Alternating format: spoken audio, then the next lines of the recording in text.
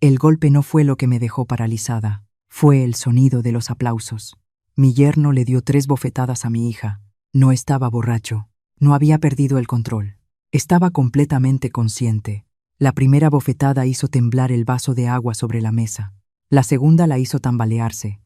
Sus rodillas tocaron el suelo.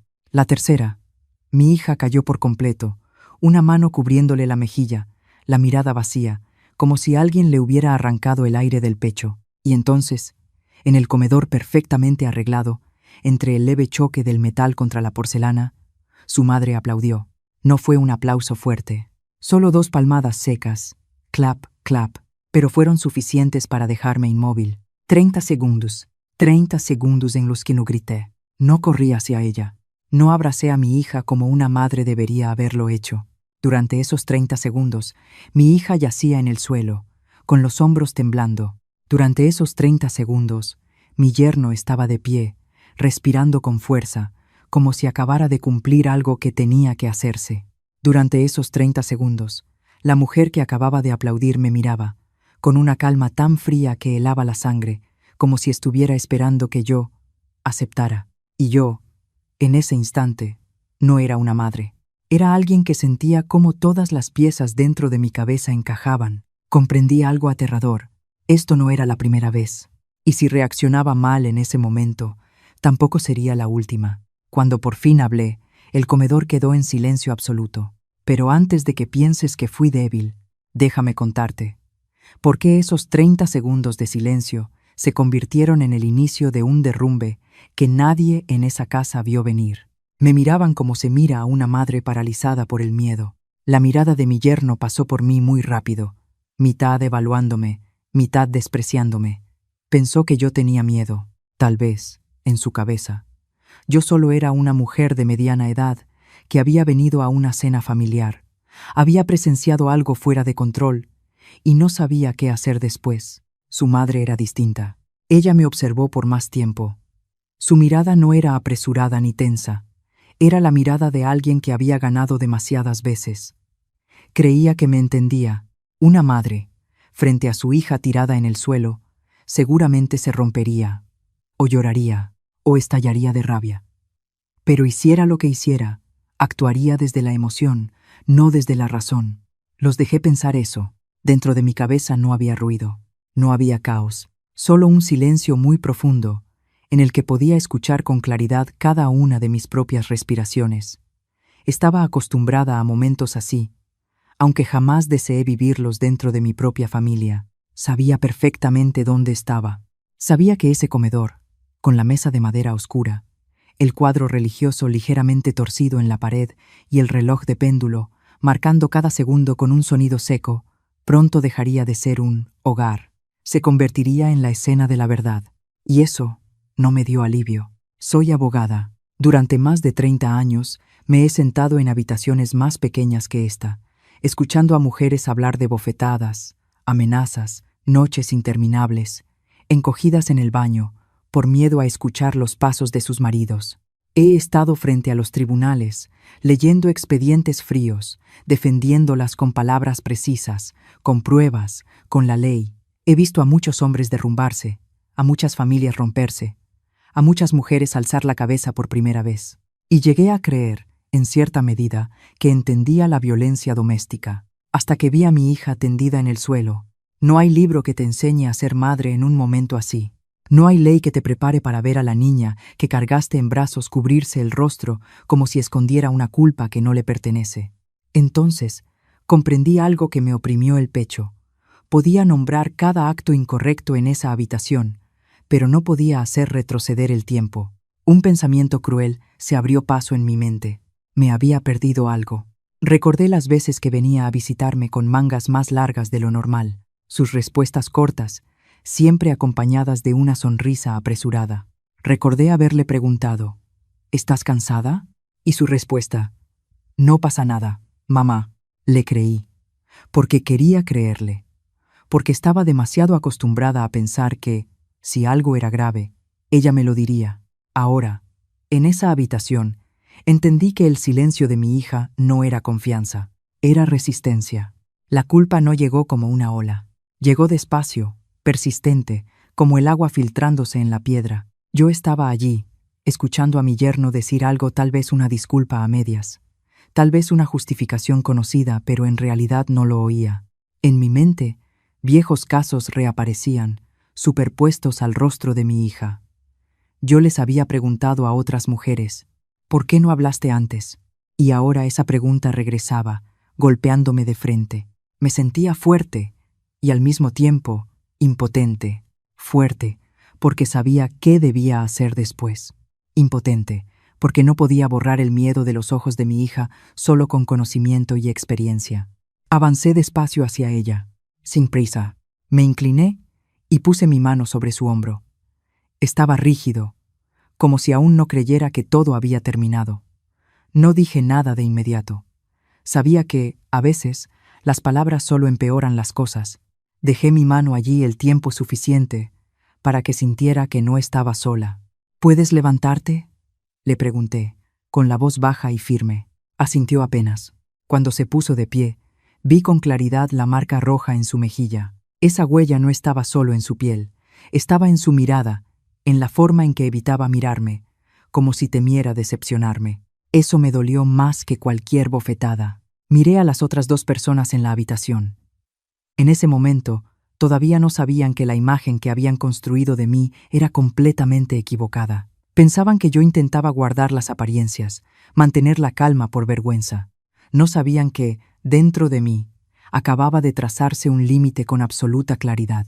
No era la madre débil que ellos imaginaban, pero tampoco era una heroína sin cicatrices. Era una mujer que acababa de entender que el conocimiento no protege a quien amas, si tu corazón no está lo suficientemente cerca para escuchar. Y al reconocerlo, por doloroso que fuera, supe algo más. Desde ese instante, ya no tenía derecho a dar la espalda. Respiré hondo, no para calmarme, sino para aceptar una nueva verdad que comenzaba a formarse. Tendría que hacer lo mismo que había hecho durante 30 años, pero esta vez, la persona que necesitaba protección no era una clienta desconocida, sino mi propia hija. Y esa verdad, al mismo tiempo, me hizo temblar y me sostuvo con más firmeza que nunca. Aquella cena había sido preparada como un ritual. Todo era demasiado correcto, tan correcto que resultaba asfixiante si se miraba por mucho tiempo. La casa era amplia, de techos altos. La luz amarilla caía sobre la mesa cubierta con un mantel blanco impecable, sin una sola arruga. La vajilla de porcelana estaba alineada con precisión, los cubiertos colocados exactamente en su lugar, como en las cenas que solo se ven en las revistas. Sobre la mesa, los platillos estaban presentados con esmero. Cada pequeño detalle decía una sola cosa. Aquí, todo debía ser perfecto. Yo estaba sentada frente a mi hija. Ella sonrió cuando miré hacia su lado, esa sonrisa familiar que he visto desde que era pequeña. Pero bastó observar un poco más para darme cuenta de que la mano que descansaba sobre su muslo temblaba levemente, muy leve, muy disimulado, como si ella misma no quisiera admitirlo. Pensé que me había equivocado. Me dije que quizá solo estaba nerviosa por la cena familiar, por querer que todo transcurriera sin problemas. Afuera, el calor del verano todavía se sentía, aunque ya había anochecido.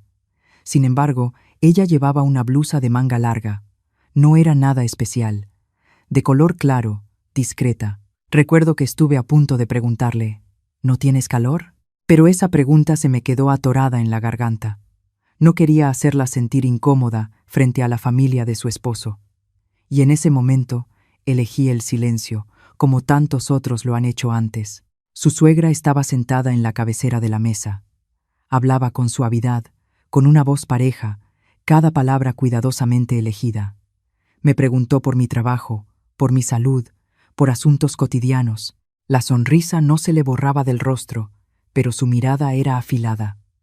Pasó por encima de su nuera, se detuvo apenas un instante, y luego volvió hacia mí, como si no hubiera nada digno de atención. «Esta muchacha es un poco torpe», dijo, con el mismo tono dulce. «Pero ya se acostumbrará. Las mujeres tienen que aprender a aguantar para que la familia esté en paz». La frase cayó sobre la mesa como una hoja de papel. Nadie reaccionó. Mi yerno sonrió con desgano y asintió. Mi hija bajó la cabeza, tomó los tenedor para agarrar la comida, pero le tembló tanto la mano que el trozo de carne volvió a caer en el plato con un sonido muy leve. Yo lo escuché. No sé si los demás lo oyeron. La miré. Ella no me miró a mí. Su mirada se desvió, como si temiera tropezar con algo. De pronto sentí una sensación conocida, esa que he visto en muchas otras mujeres, en oficinas cerradas, cuando hablan de su matrimonio. Es la sensación de quien intenta que todo parezca normal, aunque por dentro ya esté resquebrajado. «Come», dijo mi yerno, sin levantar la voz, pero lo bastante alto para que todos lo escucharan. «No hagas perder el tiempo a los demás». Ella asintió y comió en silencio. Vi cómo tensaba la mandíbula, como si no solo estuviera tragando la comida, sino también palabras que nunca dijo. En mi cabeza apareció una pregunta, y enseguida se apagó. ¿Desde cuándo? ¿Desde cuándo vive así? ¿Desde cuándo aprendió a guardar silencio para que la cena no se interrumpa, para que la sonrisa en la mesa no se rompa? Su suegra siguió hablando, contando chismes de vecinos, de mujeres que no saben cuidar a su marido, de que los hombres son de carácter fuerte, y eso es normal. Cada frase venía envuelta en una preocupación fingida, pero por dentro llevaba pequeñas agujas. Yo escuchaba, y algo en mi pecho se iba hundiendo. Empecé a entender que esa cena no era una reunión familiar, era un escenario, donde cada quien tenía un papel asignado. Observé más. Mi hija hablaba poco. Cuando lo hacía, su voz era baja y pareja, sin la naturalidad que yo conocía. Mi yerno respondía por ella varias veces, como por costumbre. Cada vez, ella solo guardaba silencio y asentía, sin resistirse, sin oponerse, como si fuera lo normal. Hubo un instante, muy breve, en el que la vi llevarse la mano a la muñeca y bajar un poco más la manga. El gesto fue tan rápido que, si no hubiera estado mirando justo en ese momento, lo habría pasado por alto. Mi corazón empezó a latir más fuerte. Sabía lo que estaba viendo, pero no tenía el valor suficiente para nombrarlo. Recuerdo que traté de tranquilizarme. Quizá estaba siendo demasiado sensible. No quería creer que mi hija, criada en una familia amorosa, estuviera viviendo con miedo justo frente a mis ojos. Estaba acostumbrada a enfrentar el dolor ajeno, pero cuando esa historia amenazaba con ser la mía, dudé. La cena avanzó en un ambiente pesado, aunque por fuera nadie lo notara. El sonido de los cubiertos chocando con los platos se repetía de manera monótona. Las conversaciones de compromiso se iban encadenando, y debajo de todo aquello correcto había un silencio muy profundo, muy antiguo, que existía desde antes de que yo pusiera un pie en esa casa. Empecé a comprender que la violencia no necesita ser ruidosa para existir. Vive en las miradas esquivas, en las palabras que se tragan, en la forma en que una mujer aprende a medir cada movimiento para no incomodar a nadie. Vive en el miedo disfrazado de cortesía. Y yo, en esa cena aparentemente perfecta, estaba sentada justo en el centro de una verdad que apenas empezaba a tocar. No lo veía todo, pero sabía que había llegado demasiado tarde para que todo siguiera siendo sencillo. Las cosas no ocurrieron tan rápido como muchos imaginan cuando piensan en la violencia. No hubo gritos, no hubo un estallido de furia. Llegó despacio, casi con calma, como una costumbre repetida demasiadas veces. Mi yerno se levantó de la silla. Solo un movimiento pequeño. La silla rozó el piso y produjo un sonido breve. Ese sonido lo escuché más claro que cualquier otro en la habitación. Mi hija seguía sentada, la espalda recta, la mirada fija en la mesa. No preguntó qué estaba pasando, no levantó la vista. Su cuerpo parecía acostumbrado a anticipar el siguiente paso. «¿Qué estás haciendo?», murmuró ella, con una voz que casi se perdió en el aire. La primera bofetada no fue fuerte, pareció más un recordatorio que un arrebato. La mano tocó su mejilla con un sonido seco y breve. El vaso de agua vibró ligeramente sobre la mesa. Vi cómo su hombro se estremecía, pero ella siguió sentada, como si intentara que nada se saliera de control. «¿Cuántas veces te lo he dicho?», dijo mi yerno, con una voz pareja, ni alta ni baja. «Come como se debe». Nadie habló. Nadie se levantó. Miré alrededor de la mesa. Su suegra bajó los cubiertos con extrema lentitud, con cuidado, como si temiera rayar la superficie. No parecía sorprendida. Al contrario, en sus ojos había algo parecido a la expectativa. La segunda bofetada llegó más rápido. Mi hija no alcanzó a esquivarla. Su cabeza se inclinó hacia un lado, el cabello cubriéndole media cara. Esta vez, la silla se movió un poco, y vi cómo su rodilla tocaba el suelo. Un sonido mínimo, pero suficiente para que mi corazón se encogiera. Yo permanecí inmóvil. Escuché claramente los latidos de mi propio corazón. En ese instante, ya no estaba en la mesa. Estaba en otra habitación, muchos años atrás, donde una mujer me había dicho que sabía cuándo su esposo iba a golpearla solo con ver cómo apoyaba la mano sobre la mesa. Yo había asentido, tomado notas, prometido ayudar, y ahora estaba viendo esa misma señal frente a mí. «Ya basta», susurró mi hija. No era una protesta. Sonaba más como una súplica dicha demasiadas veces. La tercera bofetada fue la que lo derrumbó todo. No por la fuerza, sino por su significado. Mi hija cayó por completo al suelo, una mano cubriéndole la mejilla, el cuerpo encogido en un reflejo muy conocido. Lo vi con claridad. El reflejo de quien ha aprendido a protegerse cuando nadie más lo hace. Y entonces, en el silencio espeso de la habitación, se escuchó otro sonido. Aplausos. No fuertes, no apresurados. Solo 2 palmadas lentas, deliberadas. Giré la cabeza hacia la cabecera de la mesa. Su suegra estaba aplaudiendo, con una ligera sonrisa en los labios, como si acabara de presenciar una escena bien ejecutada. «Así es como se educa a una esposa», dijo, con el mismo tono con el que antes hablaba de la comida. Si no, luego se malacostumbra. La frase cayó sobre la habitación como una sentencia. Sentí que el aire a mi alrededor se volvía denso. Por un momento, no escuché nada más que el tic-tac del reloj de péndulo en la pared, regular, sin emoción. 30 segundos. 30 segundos en los que no me moví. No corrí a levantar a mi hija. No grité. No la llamé por su nombre.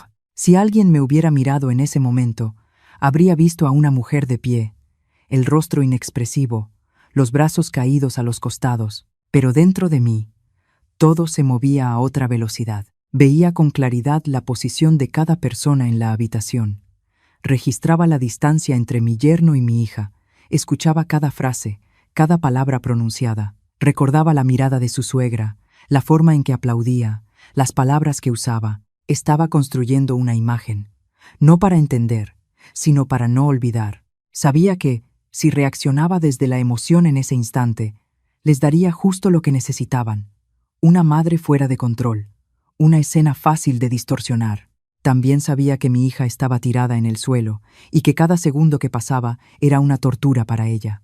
Esa tensión me atravesaba el pecho, pero aún así permanecí inmóvil. Mi yerno me miró. Esta vez, su mirada era distinta. Había un poco de desafío, un poco de sorpresa. Estaba esperando que yo estallara, o al menos que protestara. Cuando no hice nada, esbozó una sonrisa mínima, como si acabara de confirmar que todavía tenía el control.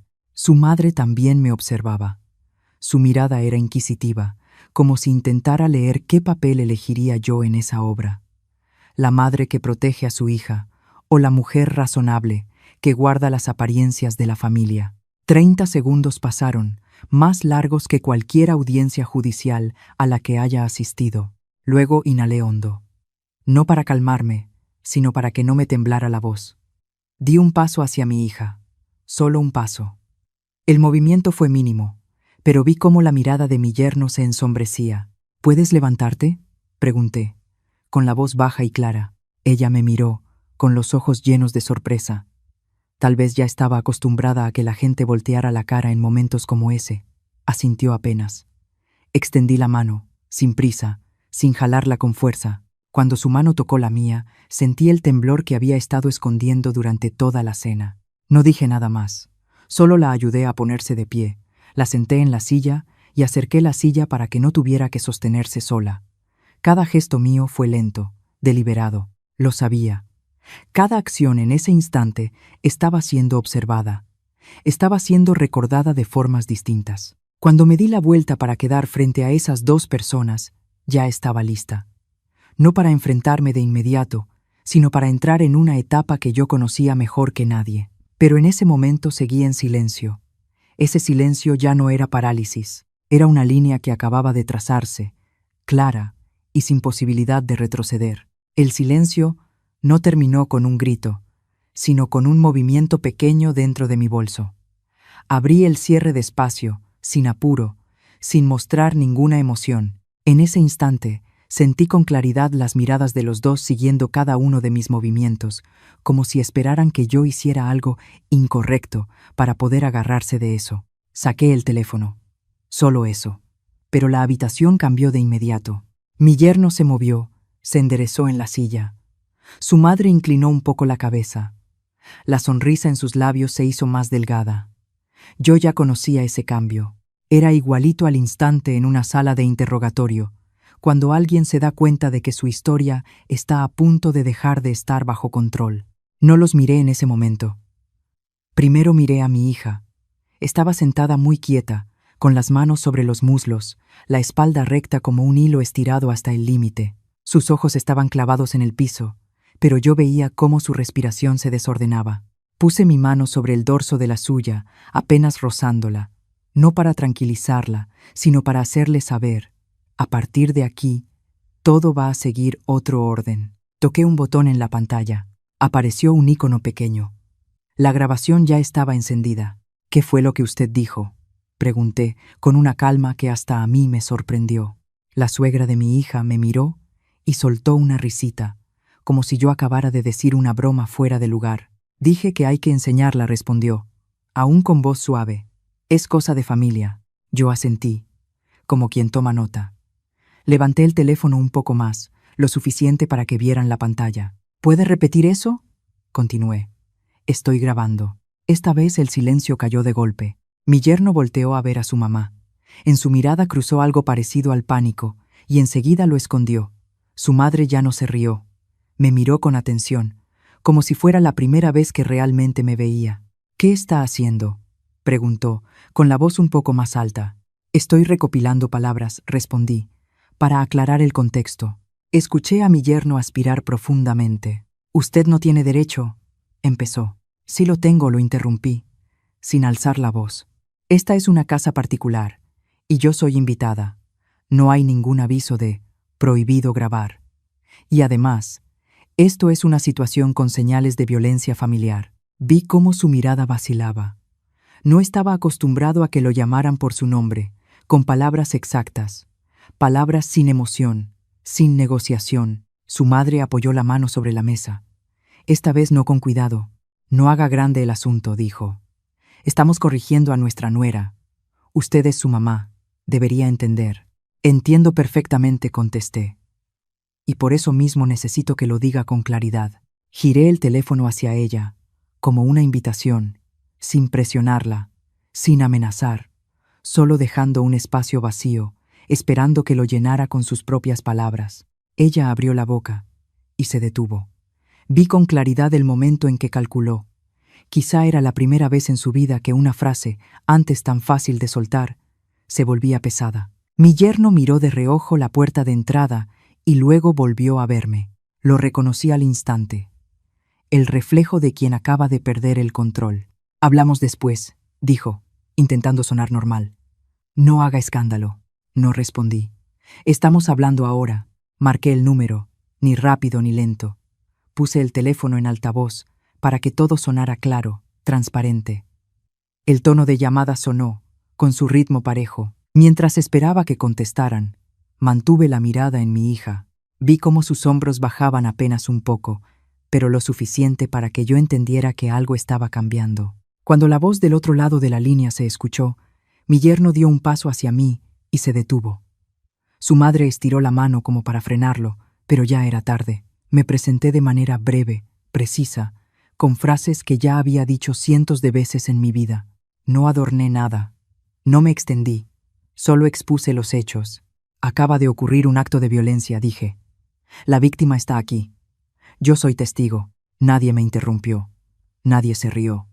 Nadie me dijo que estaba exagerando. La habitación, que antes estaba llena de ruido hecho de cosas no dichas, quedó completamente en silencio. Mi yerno empezó a caminar de un lado a otro. Le dijo algo a su mamá en voz baja, pero no alcancé a escuchar. Ella se quedó sentada, la espalda recta, las manos entrelazadas. La vi tragar saliva. Un gesto mínimo, pero imposible de ocultar. Terminé la llamada y dejé el teléfono sobre la mesa. No los miré de inmediato. Volteé hacia mi hija. ¿Te duele?, pregunté. Ella asintió muy levemente. Sí, aquí estás conmigo, le dije. Nadie te va a tocar otra vez. Mi hija me miró con una mezcla de miedo y asombro. Tal vez nunca había escuchado esa frase dentro de esa casa. Apreté su mano un poco, lo suficiente para que sintiera firmeza. Cuando volví a mirar a esas dos personas, sus ojos ya eran otros. Ya no había la seguridad del principio. Ya no estaba esa superioridad. Solo quedaba un desorden de preocupación y enojo contenido. ¿Qué cree que está haciendo?, preguntó la suegra, con la voz baja, dura. Estoy haciendo lo correcto, respondí, y voy a seguir. Sabía que, en ese instante, el control había cambiado de manos. No porque yo gritara más, ni porque aparentara ser más fuerte, sino porque saqué esta historia del lugar de silencio donde antes se escondía y la puse bajo la luz, donde cada palabra pesa. Su juego viejo había terminado.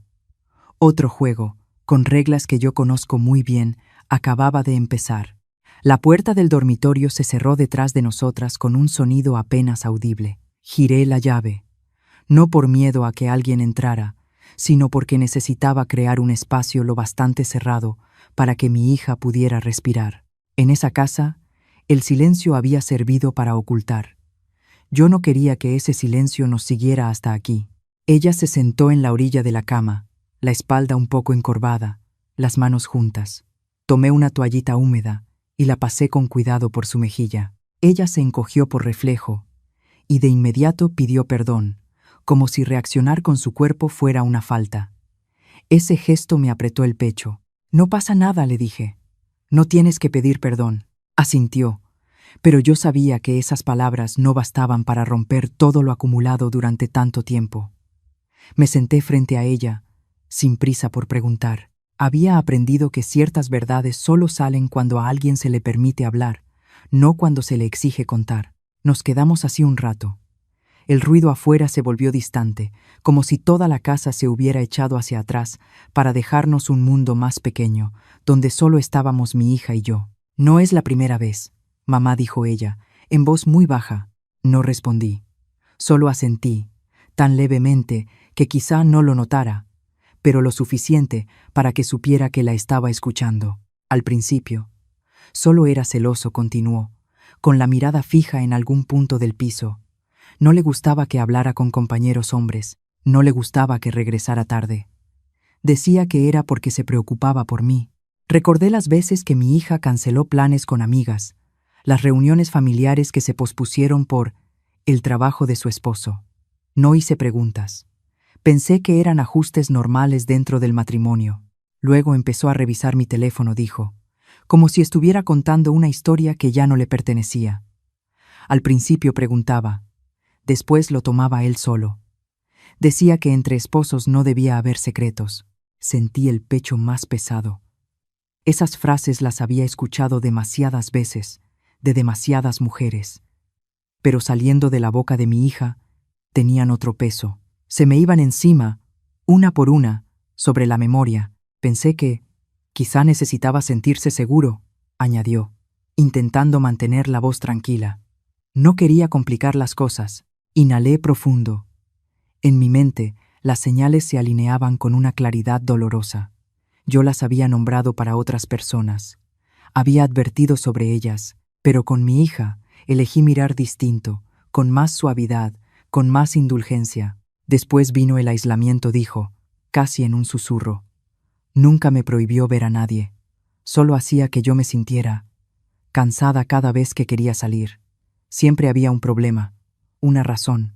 Recordé las reuniones familiares a las que mi hija llegaba sola, diciendo que su esposo estaba ocupado. Le creí. No pregunté más, porque no quería pensar en la posibilidad de haber pasado algo por alto. Luego fueron las palabras. Continuó. Me decía que no era lo suficientemente buena, ni lo suficientemente hábil, ni lo suficientemente comprensiva. Cada vez que yo reclamaba, decía que era demasiado sensible. Vi cómo apretaba las manos. Coloqué la mía sobre la suya. Esta vez no se apartó. ¿Sabes, mamá?, dijo, con la voz apenas temblorosa. Hubo momentos en que empecé a preguntarme si de verdad el problema era yo. Esa frase fue como un corte. Sentí los ojos arder, pero mantuve la voz firme. Sabía que, si dejaba salir la emoción en ese instante, ella volvería al papel que conocía bien, el de consolar a los demás. Después me empujó, dijo, más rápido, como si temiera detenerse. Solo un empujón. Se disculpó de inmediato. Dijo que estaba estresado. Cerré los ojos por un instante. Recordé los casos que empezaron con «solo fue una vez». Las disculpas. Las promesas. Recordé cuántas veces había dicho que la violencia no desaparece por sí sola. Mi suegra lo sabía, todo continuó. Y esta vez su voz se endureció. No solo lo sabía, ella le enseñaba. Abrí los ojos y la miré de frente. Ella decía que un hombre tiene que ser duro para que la esposa obedezca, contó. Decía que yo debía aprender a aguantar, igual que ella lo había hecho. En ese momento, sentí que algo dentro de mí se rompía. No por sorpresa, sino por la certeza fría de una verdad. La mujer que yo había visto en la mesa no era una espectadora. Era el centro de todo. Hubo una vez, dijo, bajando la voz, que incluso me dijo que escondiera los moretones, para que la gente no hablara mal de la familia. Giré el rostro, no para evitar verla, sino para ocultar el temblor que me subía por el cuerpo. Las imágenes regresaron. Mi hija con mangas largas en pleno calor, con sonrisas forzadas, con silencios excesivos. Todo había estado ahí. Yo lo había visto, pero no había mirado lo suficiente. Pensé en decírtelo, mamá dijo, como si leyera mis pensamientos. Pero cada vez que imaginaba que te preocuparías, que te culparías, me detenía. Esta vez no pude contenerme. Las lágrimas cayeron, sin ruido, sin dramatismo, silenciosas, como el silencio que había envuelto esta historia durante tanto tiempo. La abracé. Ella se recargó en mí con cuidado, como si aún no estuviera acostumbrada a apoyarse en alguien. Me sentí derrumbarme de una forma distinta a la que había imaginado. No porque fuera débil, sino porque entendí que el conocimiento, la experiencia, todo aquello de lo que me sentía orgullosa, no me habían permitido ver antes el dolor que tenía frente a mí. Susurré, con la voz áspera, «Perdóname». Ella negó con la cabeza, pero yo sabía que esa disculpa era necesaria, no para borrar lo ocurrido, sino para reconocer que había pasado por alto señales que debía haber visto. Nos quedamos ahí, en esa habitación cerrada, con la verdad desplegándose capa por capa. Los celos, el control, el aislamiento, la violencia, ya no eran conceptos lejanos, tenían nombre, forma, memoria, y estaban entre nosotras, pesados, pero ya no invisibles. En los días siguientes, nada se calmó como yo había esperado. Al contrario, se abrió otro frente, más silencioso, pero mucho más afilado. La violencia salió del comedor, pero no desapareció, solo cambió de forma. A la mañana siguiente, mi teléfono empezó a sonar sin parar.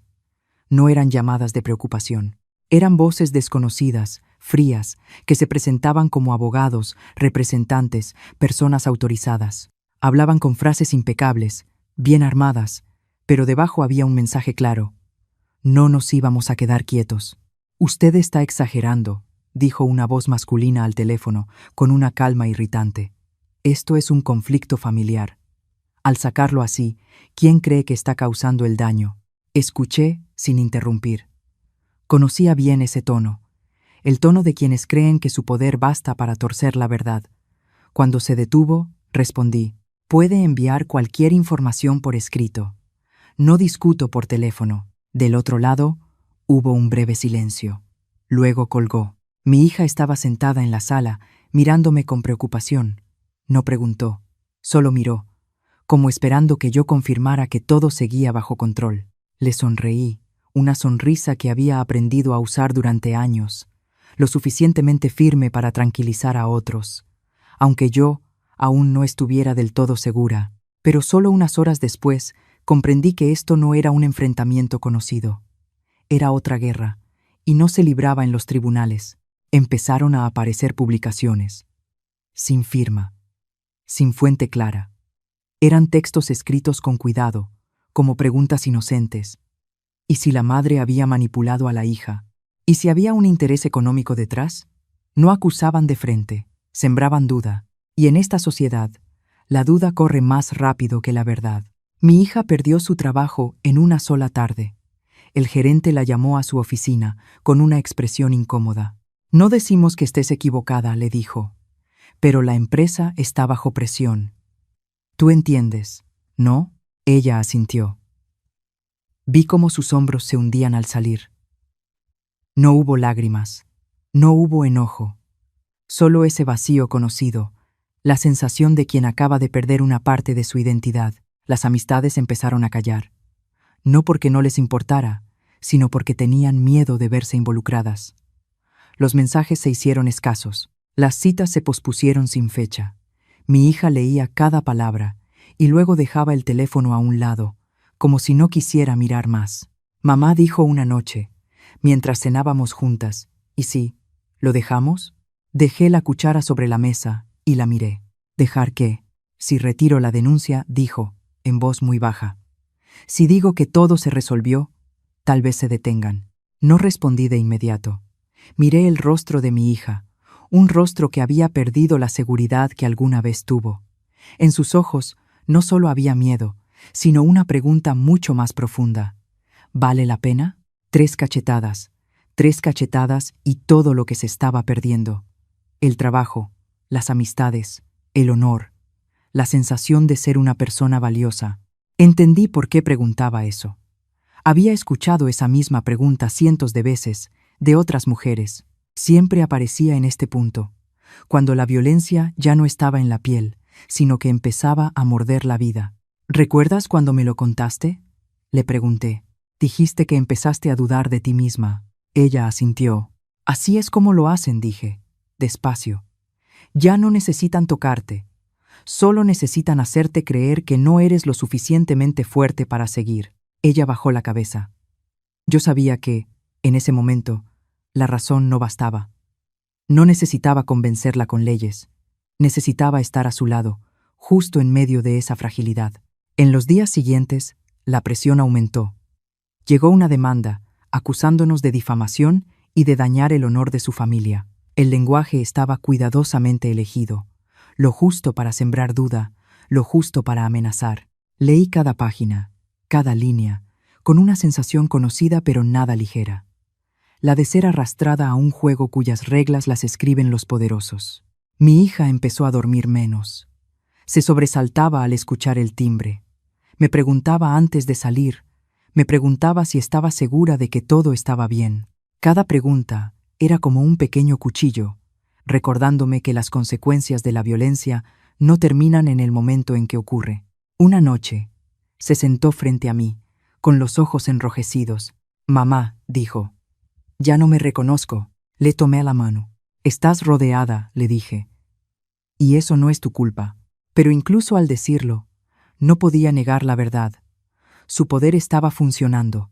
Tenían dinero, tenían contactos, tenían la capacidad de volver borrosa la verdad. No necesitaban ganar en un juicio, solo necesitaban hacer que buscar justicia fuera demasiado costoso. Hubo noches en que me senté sola, cuando ella ya dormía, y me hice la misma pregunta que ella me había hecho, no como abogada, sino como madre. ¿Vale la pena? ¿Vale la pena que mi hija pague con la poca paz que le queda por el hecho de levantarse? A la mañana siguiente, la vi parada frente al espejo durante mucho tiempo. Se acomodó el cabello, se cambió de ropa, volvió a cambiarse. Al final, se volvió hacia mí. «Tengo miedo», dijo, sin rodeos, sin vergüenza. Asentí. «Lo sé, pero también me da miedo quedarme callada», continuó.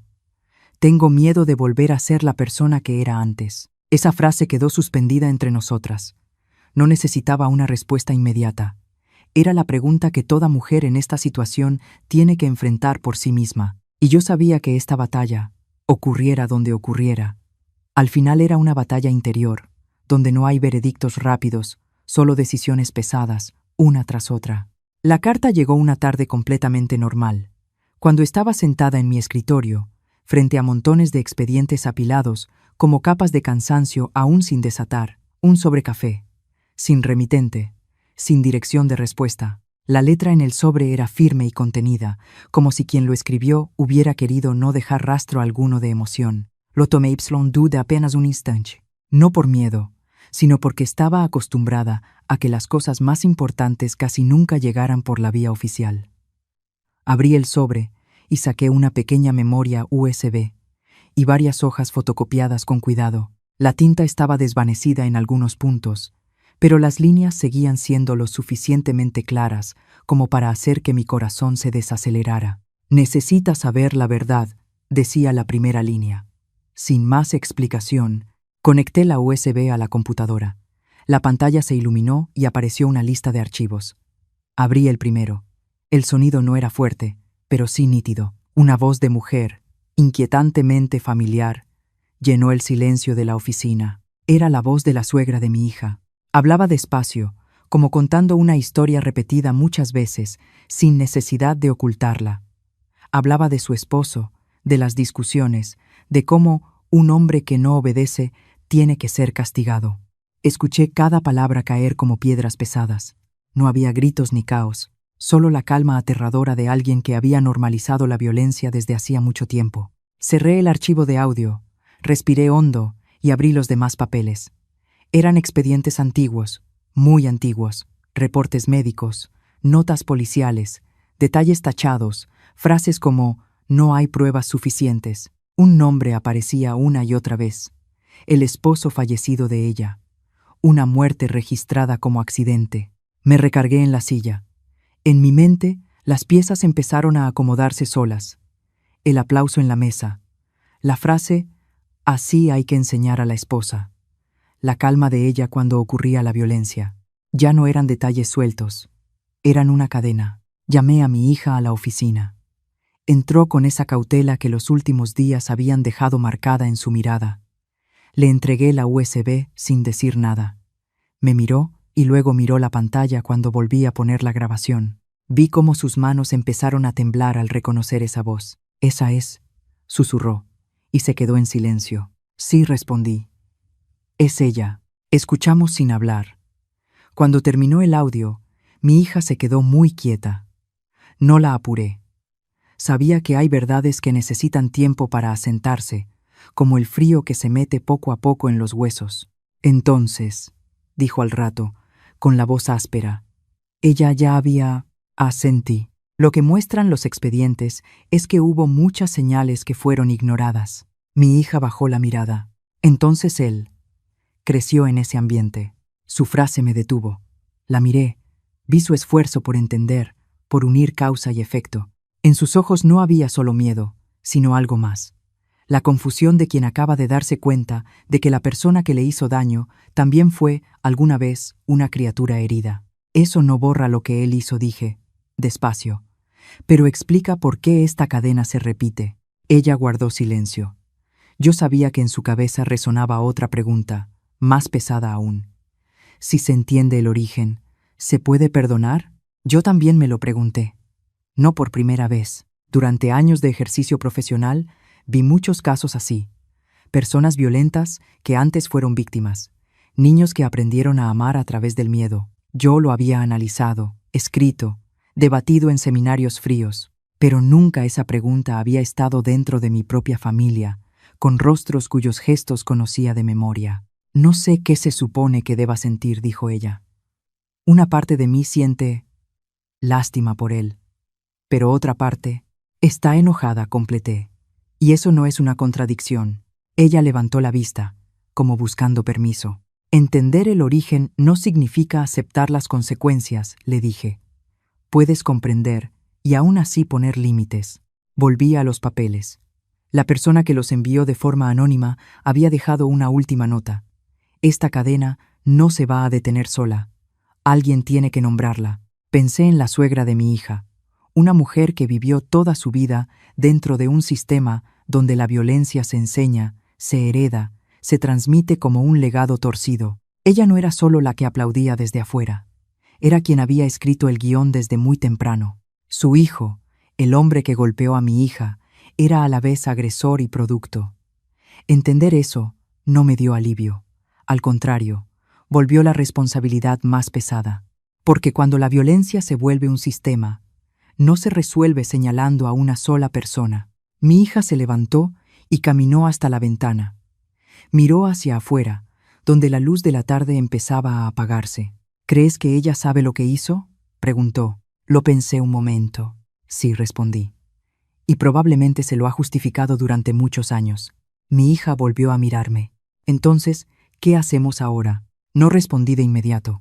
No porque no tuviera respuesta, sino porque sabía que esa pregunta no era solo para mí, era para las dos. Para la manera en que enfrentaríamos esta verdad sin dejar que nos devorara. Guardé los expedientes en el sobre con cuidado, como si fueran algo frágil. Sabía que desde ese momento nuestra historia había salido del ámbito de una sola familia. Tocaba algo más grande, más complejo, donde la línea entre entender y perdonar ya no era clara, donde cada decisión cargaba un peso moral que nadie más podía llevar por nosotras. Los días siguientes pasaron más lento de lo que esperaba. Ya no hubo llamadas insistentes, ni amenazas a medias. Ese nuevo silencio no era paz absoluta, sino la quietud que aparece cuando a una máquina de poder le quitan su engrane principal. Seguía ahí, pero ya no funcionaba igual. El resultado llegó de una manera muy cotidiana, sin momentos gloriosos, sin sensación de victoria, solo notificaciones breves, decisiones escritas en un lenguaje seco. La persona que ejerció la violencia pagó de la forma que el sistema permite, no lo suficiente para sanar todas las heridas, pero sí para terminar con el control que él creía permanente. La suegra perdió el lugar que había acostumbrado a ocupar. Nadie volvió a pedirle opinión. Nadie volvió a esperar su aprobación. Esa caída no fue ruidosa. Fue como un cuarto al que le sacan todo el aire, donde el poder que existía deja solo paredes vacías. Mi hija empezó nuevos días con cosas muy pequeñas. Se levantaba más temprano, se preparaba su café, se sentaba junto a la ventana a ver pasar los autos. Algunas mañanas guardaba silencio durante mucho tiempo. Algunas tardes se reía por algo sin importancia. Yo no la apuraba. Sabía que empezar de nuevo no es una gran decisión, sino una serie de elecciones pequeñas, repetidas. Consiguió otro trabajo, sin brillo, sin necesidad de demostrar nada, solo un lugar al que pudiera ir y volver cada día sin medir cada palabra. Una vez regresó a casa, dejó su bolsa y me dijo: «Hoy me sentí normal». Dijo la palabra normal, como si hablara de un lujo. Yo asentí, y para mí eso fue un gran avance. Algunas noches, cuando la casa ya estaba en silencio, me sentaba sola y pensaba en otras personas. En los rostros que se sentaron frente a mí en la oficina, en las voces temblorosas que me dijeron que ya no sabían cuánto más podían aguantar. No todas tienen la oportunidad de decir «ya basta», sin pagar un precio demasiado alto. No todas tienen una puerta por la cual salir a tiempo. Pensé en la imperfección de la justicia. Lo sabía desde hace años. La ley tiene límites. El sistema tiene grietas. Hay cosas que no se arreglan con sentencias ni resoluciones. Pero también sabía algo más, con una claridad nueva. El silencio siempre es cruel.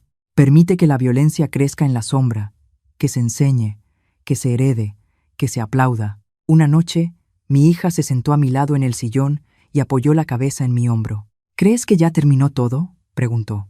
No respondí enseguida. Miré la oscuridad detrás de la ventana, donde las luces de la calle formaban líneas largas. «No existe eso de terminar por completo», dije. «Pero hay etapas que ya se cerraron». Ella guardó silencio un momento. «Sigo teniendo miedo», admitió. «Pero ya no dejo que ese miedo me controle». Sonreí. Esa era la diferencia más importante. En algunas conversaciones con conocidos los he escuchado decir: «Qué fuerte eres». No los corrijo. Pero sé que lo que nos trajo hasta aquí no fue la fuerza como la gente suele imaginarla. Fue la constancia, el nombrar lo que estaba oculto, el negarnos a volver al papel de siempre cuando la presión regresó. Hay historias que nunca se contarán. Hay personas que aún viven en cuartos donde el aplauso suena después de cada acto de violencia correctiva. Pienso en ellas no con lástima, sino como un recordatorio silencioso para mí misma.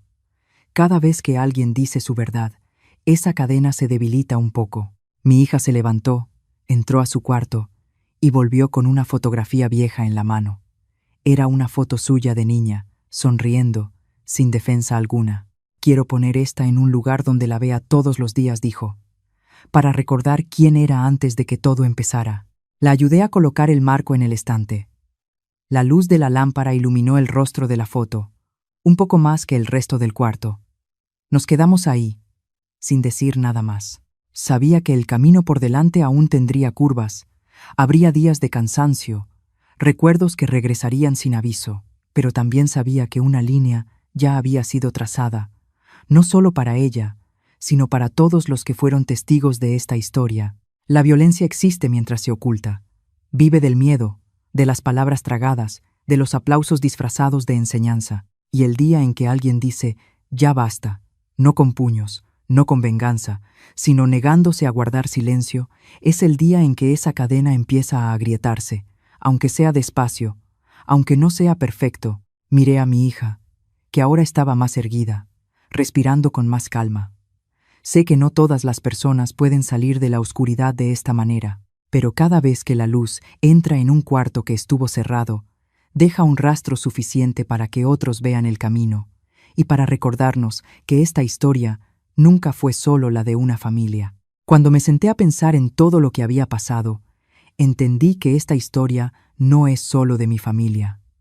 Es de muchas personas que han guardado silencio, que se han preguntado si estaban exagerando. Si algo de esta historia tocó algo en ti, dale like, sigue el canal y suscríbete para que sigamos conversando. Y quiero preguntarte algo. ¿Desde dónde estás viendo esta historia? ¿O has vivido o presenciado algo parecido? Tal vez lo que compartas sea la luz que alguien más está necesitando.